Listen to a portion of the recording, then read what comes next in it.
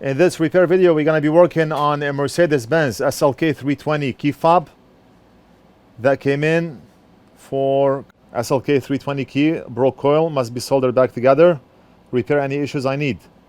New case, replace to board. New case. Thank you so much. The customer mailed this board here, and we do see the broken coil. We have the old shell case, and the customer also mailed over a new shell for the fob. Let's take a look at the board and see what's going on. Oh, look at this. Wow. Wow. I never seen a key fob in this condition. We have a missing button here, the lock button, right off the bat.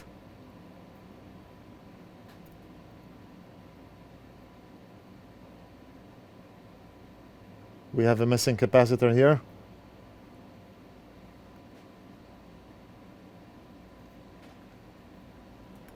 Let's flip the board. And of course we have a broken coil here.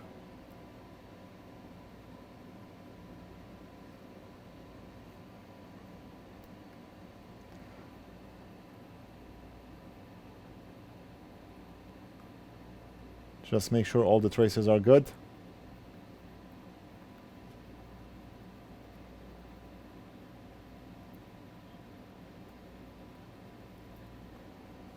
I mean, how does a fob get to this condition? Probably a broken shell case, and throughout the days, months, years, the motherboard accumulated a lot of dust. Oh yeah, just like I thought. Look at this, there's a big hole on the lock button area of the shell. So dust made its way through. I think by cleaning the board, replacing all three components, we should get a working fob.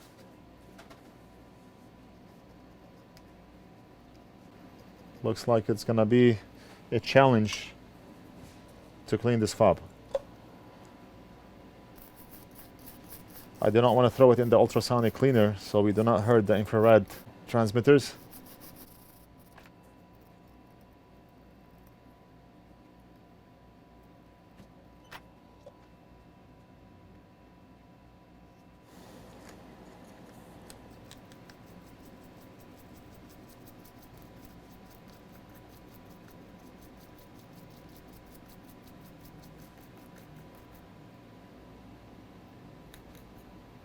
We want to also make sure all the traces are good and continuous.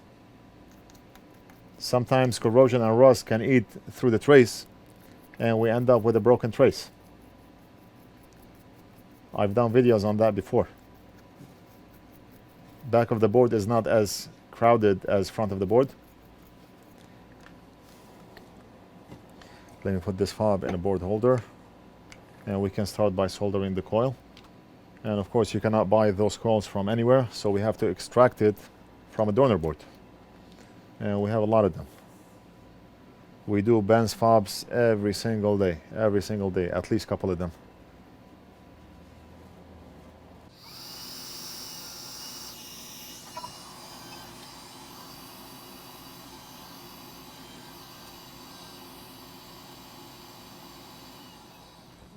Now let's grab a donor.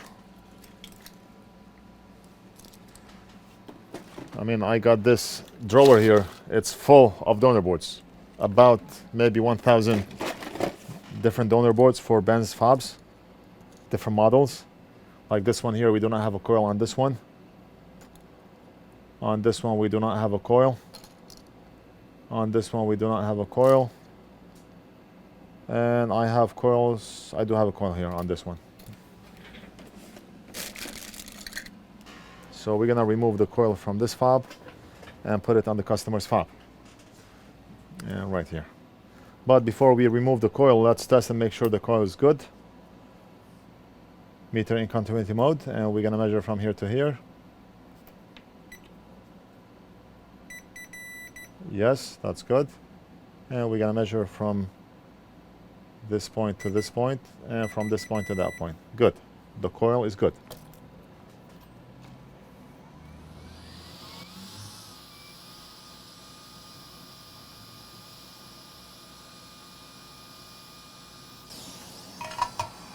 Nice and gentle. Now we're gonna solder the coil right over here.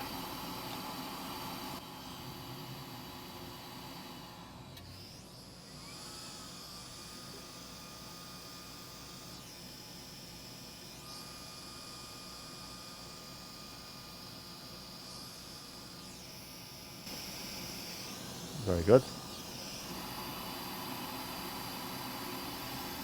Now we're gonna apply just a tiny bit of flux, and we're gonna use our soldering iron to secure those joints. I do not want to use a lot of hot air, so we do not end up burning that infrared component right here. So we're gonna press down on this, just like that.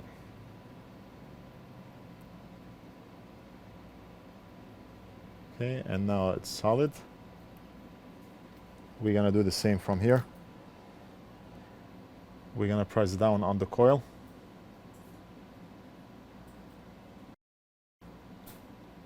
And we're just gonna go like that.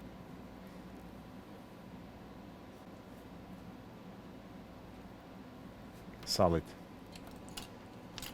If we measure, meter in continuity mode, we're gonna measure from here to here. Very good. We're gonna flip the board and solder the missing lock button and also the capacitor. And while at it, let's check the pins on the NEC chip. Just make sure nothing is loose because of corrosion. And the pins are good.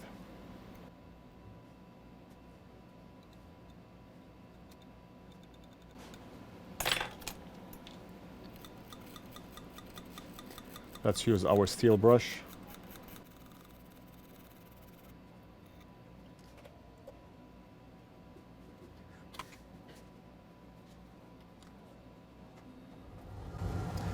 And where's our donor fob? We're gonna grab a lock button from here. If we look at that donor board, I already took that lock button out. And this one does not look too good. Let's grab another donor. Let's remove the button. I'm using hot air right now, but I'm not pointing directly at the button so we do not burn that rubber on top. I'm just pointing right here on this area of the board.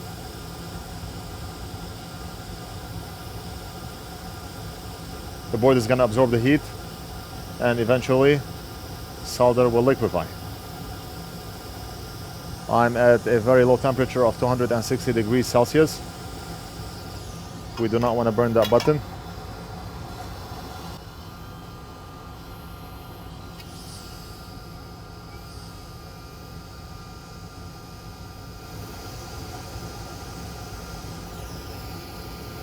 That's it.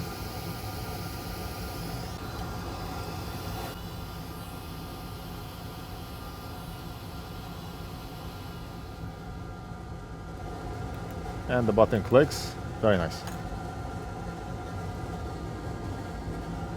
We have to hear that click, because if that button does not click and it appears to be stuck, then the button is likely not good.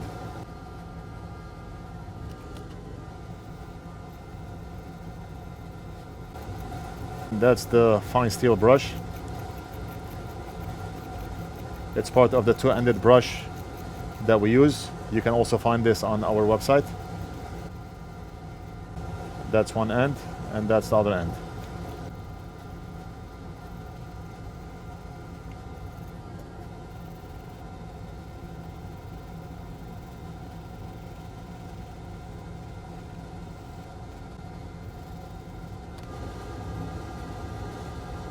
We're gonna grab that capacitor from the donor board. Let's see if we have one on this donor board. And this one does not look good.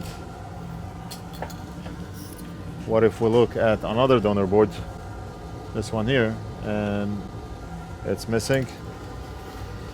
What if we look at yet another donor board, this one here, and perfect.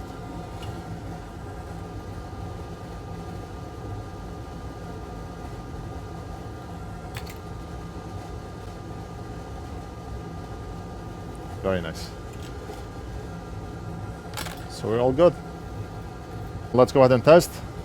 I have donor batteries here. I just want to make sure they are testing good. Batteries should read about 6 volts. And we are reading 6.1 volts. And that's good. So we know those batteries are good. Our batteries.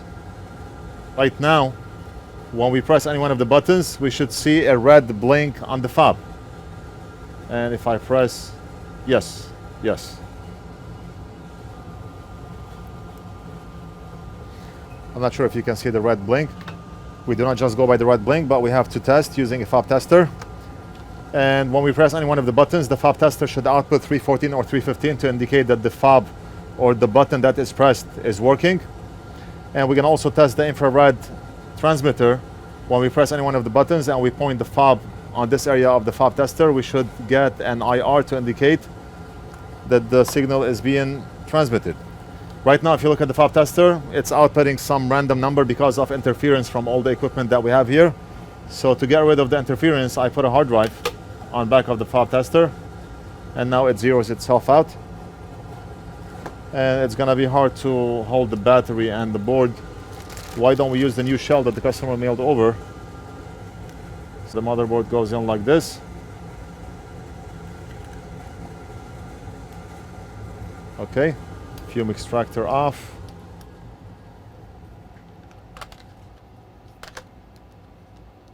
So if we press, we got 314.9, but I did not even press. I just touched the button. That's a good number, but I think the shell casing is not original and somehow it's interfering with the way the buttons are working. I'm only touching. Look at this. 314.9. What about the trunk button? Same thing. I'm touching and not pressing.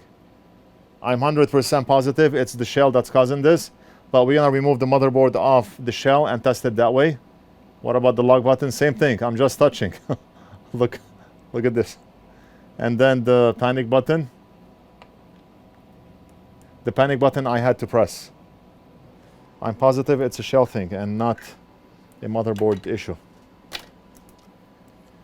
If we do it like this without the shell, if I touch, nothing happens, and if I press, we get 314.9. So the shell that the customer mailed over is not good. And I do not recommend buying third-party shells. You always want to look for an original shell, because sometimes for some customers, they send shells over, and we had a problem with the IR transmitter because of the film. The film was too thick, or the color of the film was different, and it caused signal issues. So we're gonna return this to the customer like this, and we're gonna give him a shell from us, a used original shell, and that's it. The job is done. Let me just test the infrared before we end the video. When we press on the button, we should get a reading of IR right there, IR, and that's an indication that infrared is working. That's it. We got this package today. Looks like a shirt. It says NorthridgeFix. I did not open up the shirt yet, but let's do it together. The short is gone. Nice, looks nice. So it's a print company. They make shirts. Let me try it on and see how it looks.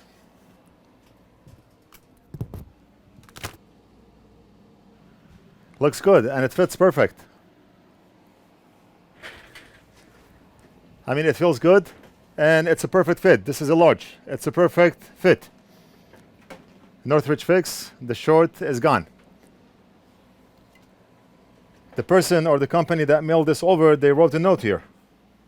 A gift message for you. Hey guys, love your videos and catchphrase, the short is gone. Had to make a shirt with that on there for him to wear. Enjoy. Thank you very much. I really love it. I love the way it feels and the fit. Very nice. Very nice. I'm looking at myself on the preview screen here, and it looks good.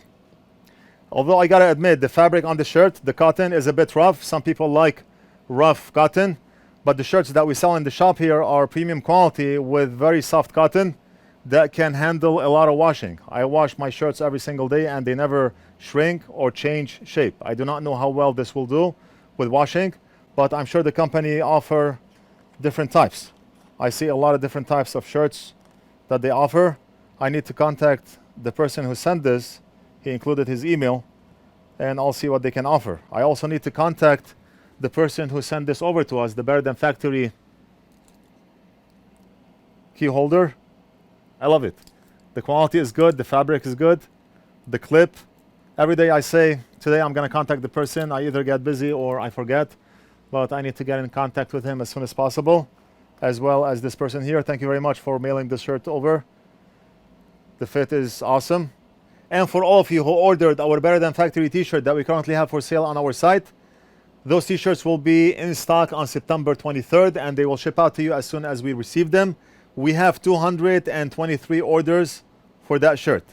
I want to thank each and every one of you who ordered that shirt to support us. I think what I want to do in the future is every time we create a shirt, I'm going to set a time limit on when you can buy the shirt. Let's say we created the shirt, this t-shirt. I'll post it on the site. If you buy it within 2 weeks or 3 weeks, you will be able to purchase it. Otherwise, the shirt will be taken off the site and you will no longer be able to purchase that shirt. But we will come out with a different design, again with a time limit to when you can buy that shirt. I think I'm going to be doing that. Right now, the shirt that we have for sale, we already have the first batch coming in, 223 shirts for people who ordered the shirt. And I think I'm going to keep it on there for the next 2-3 weeks. And then it will be taken off and we will post another design. That's it. I hope you enjoyed this video. Don't forget to like and subscribe. Leave a comment if you have any questions and we'll do something else in the next video.